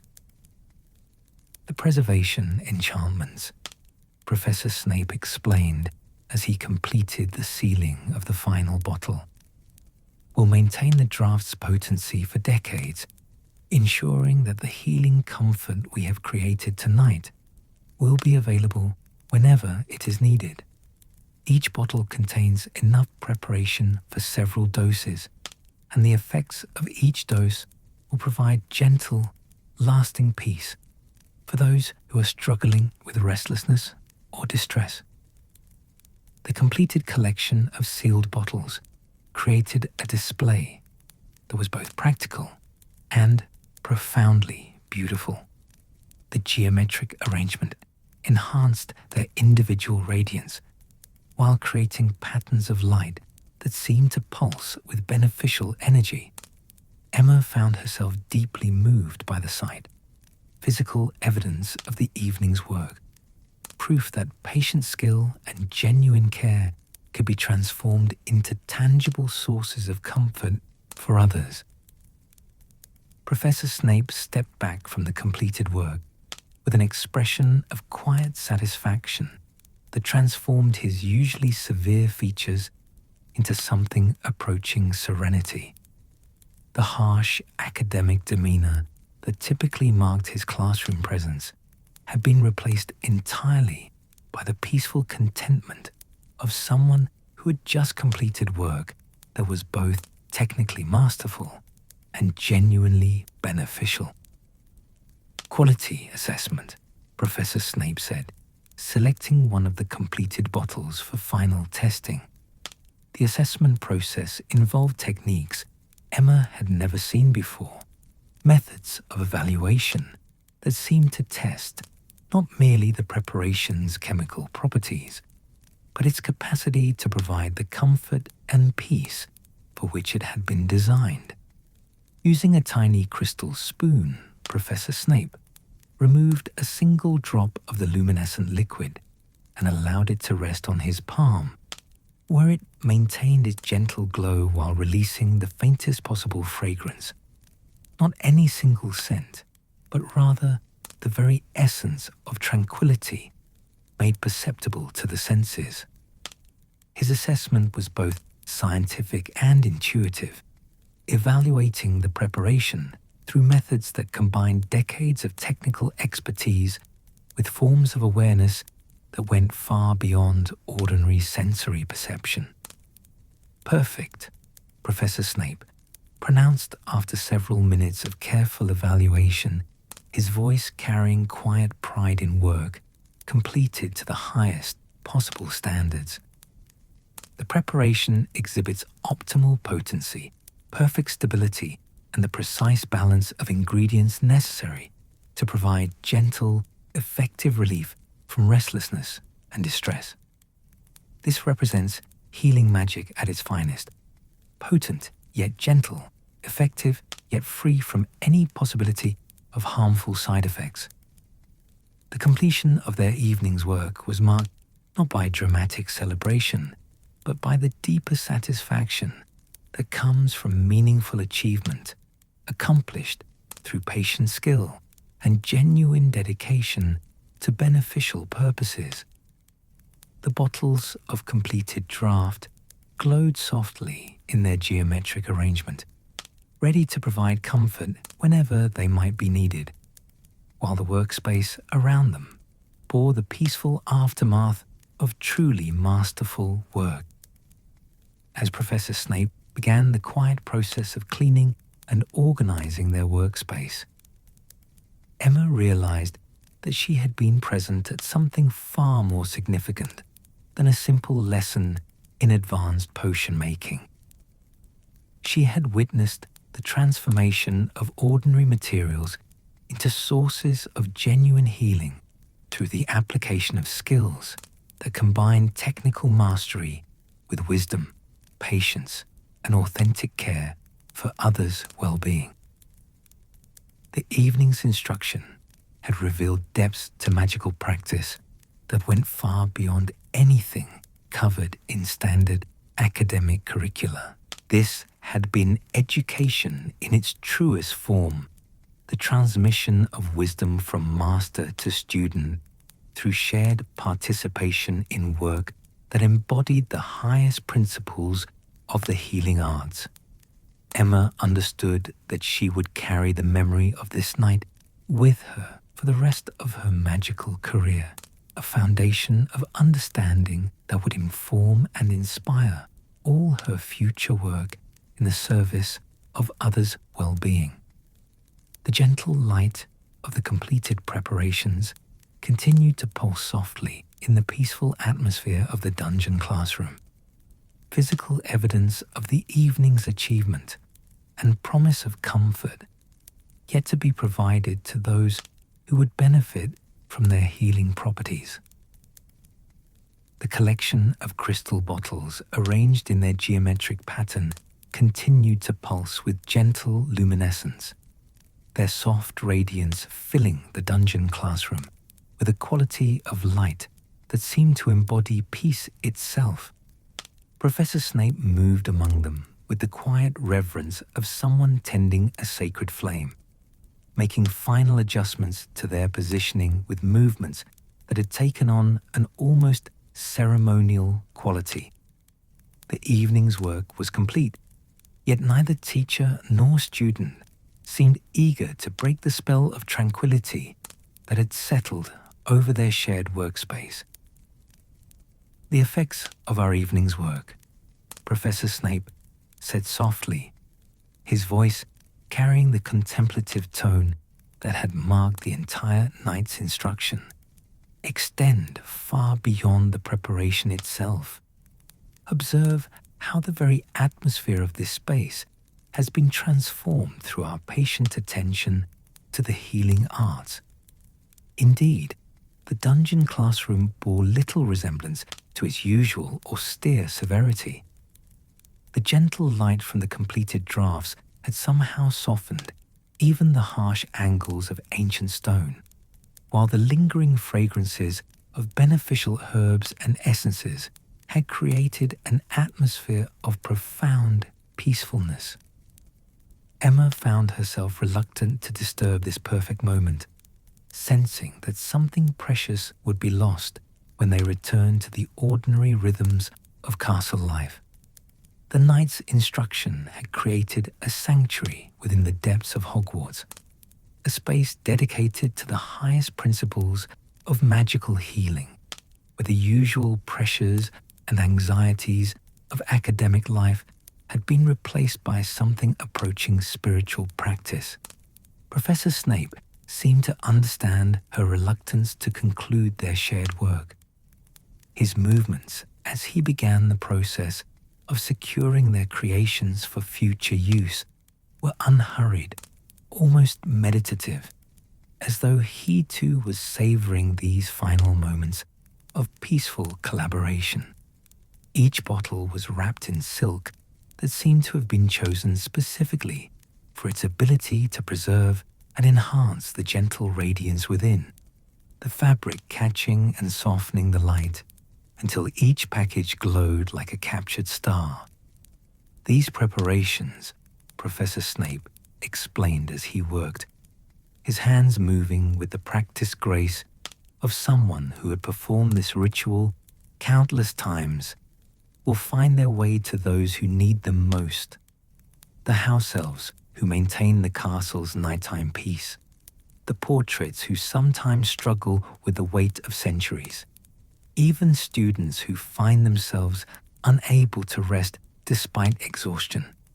All will benefit from what we have created together through patient skill and genuine care. The process of storing the completed drafts revealed yet another aspect of Professor Snape's hidden depths. A section of his private laboratory that Emma had never seen before was revealed behind what had appeared to be ordinary stonework, a climate-controlled repository where dozens of similar preparations awaited distribution. The space was organized with the same meticulous attention to detail that had marked the entire evening's work, each stored remedy labeled and dated in Professor Snape's precise handwriting. "My true work," Professor Snape said quietly, noting Emma's wonder at this hidden aspect of his professional life, "has always extended far beyond the requirements of classroom instruction. The healing arts require practitioners who understand that knowledge unused in service of others' well-being is knowledge wasted." The repository contained evidence of years spent in similar evening sessions, countless hours devoted to the patient creation of comfort and healing for any who might need such assistance.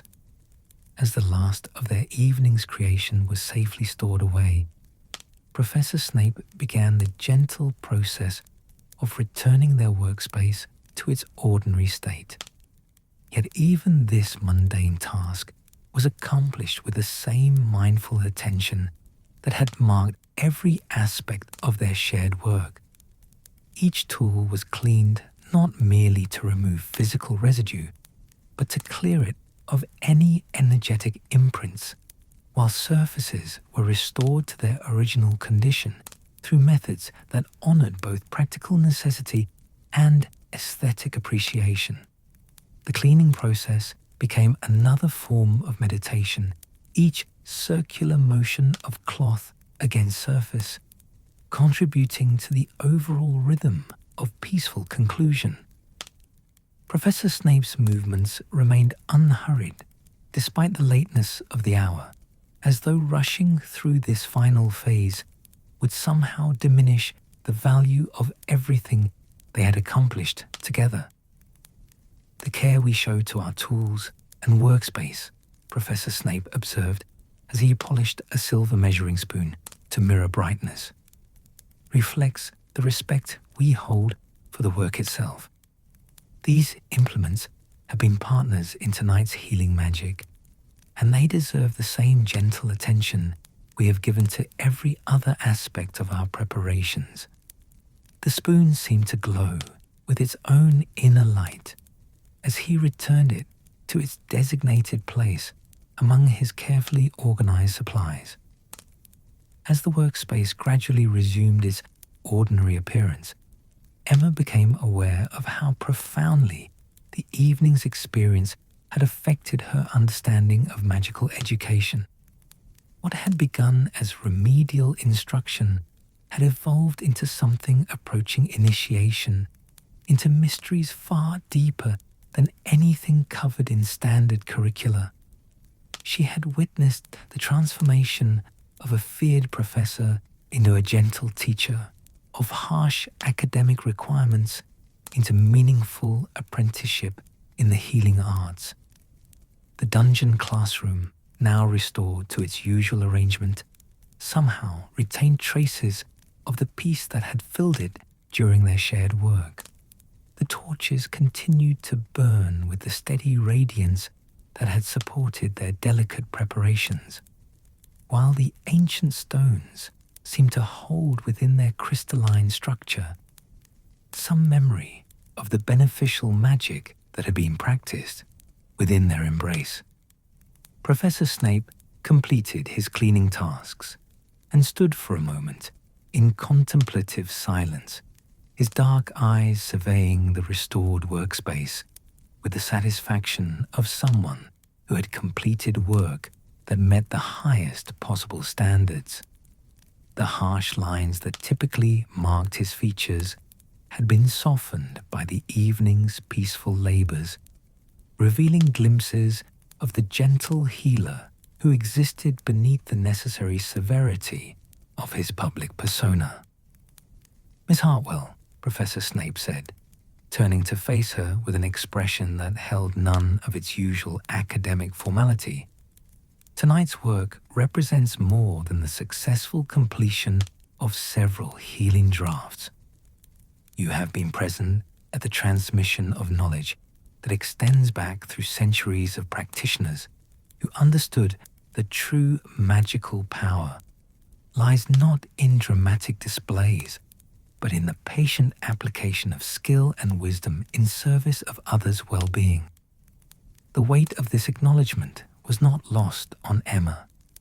She understood that she had been granted access to teachings that were rarely shared, insights into the deeper purposes of magical education that went far beyond the mere accumulation of facts and techniques. The evening had revealed possibilities for her own future practice that she had never imagined, ways of using magical knowledge that would allow her to contribute meaningfully to the comfort and healing of others.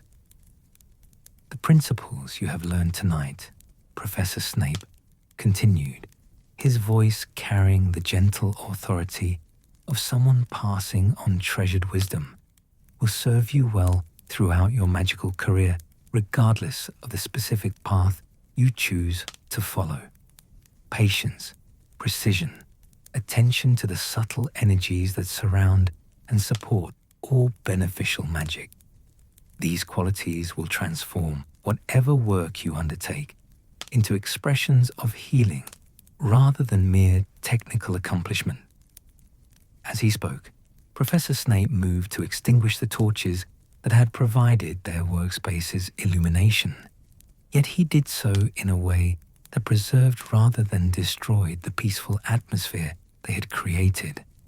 Each flame was gently diminished rather than abruptly snuffed, their light fading gradually like the sun setting on a perfect day.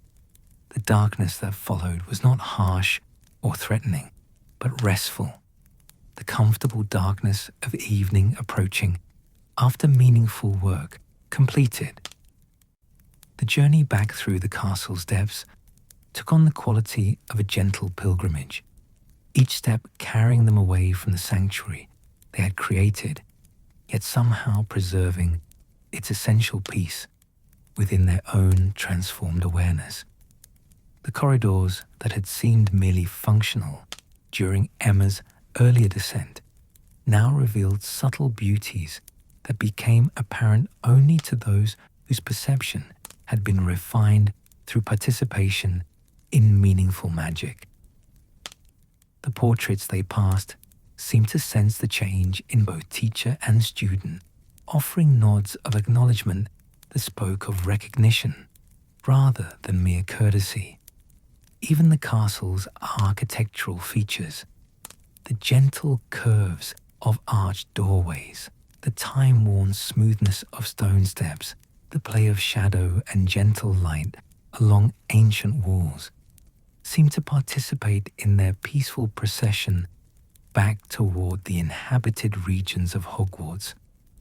As they climbed through the levels of the castle, Emma became aware of how the knight's instruction had created a bridge between the dramatic magic typically featured in academic curricula and the quieter, more profound applications of magical knowledge that served genuine human needs.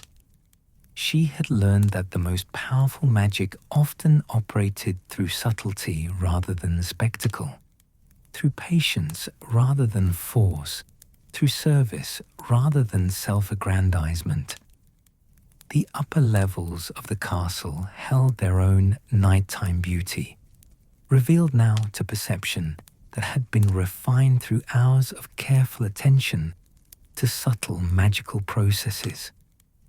The gentle radiance of moon and starlight streaming through tall windows seemed to echo the luminescence they had created in their healing preparations, while the soft sounds of the castle's nighttime settling created a peaceful backdrop to their contemplative ascent.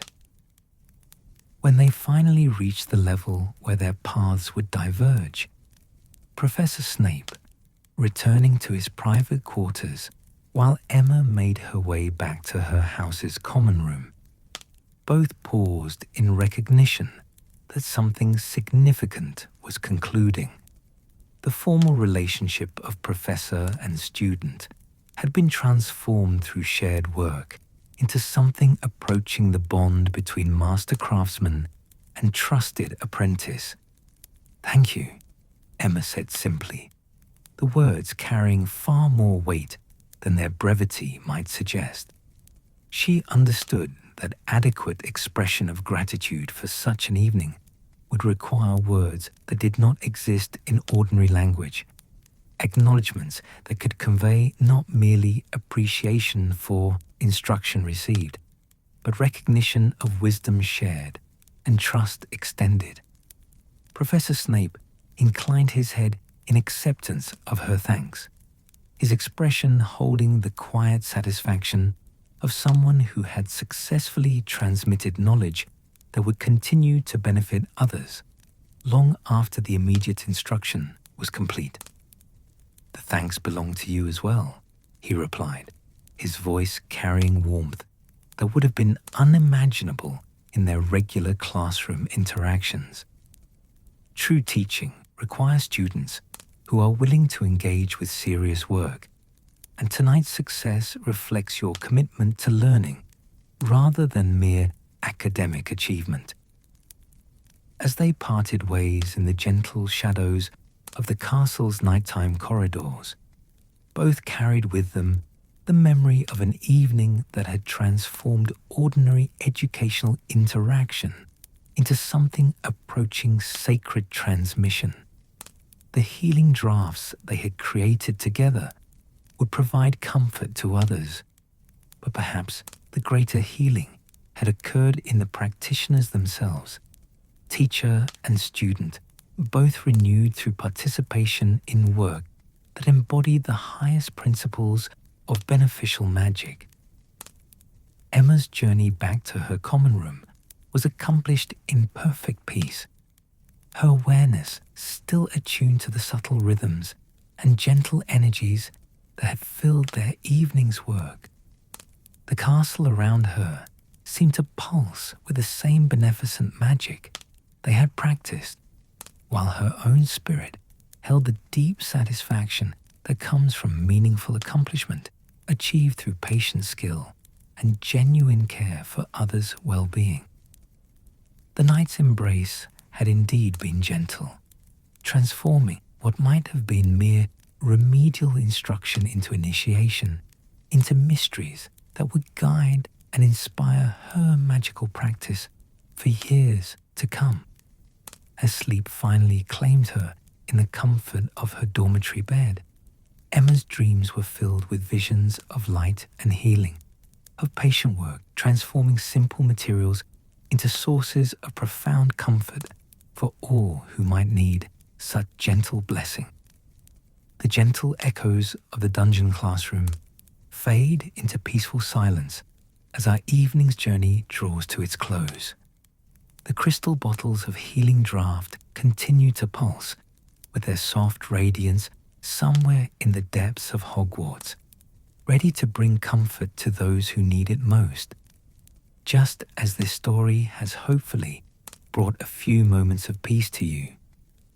In the quiet hours that follow magical work well done, when the castle settles into its deepest rest and even the portraits whisper in hushed tones, the true value of what we've witnessed becomes clear.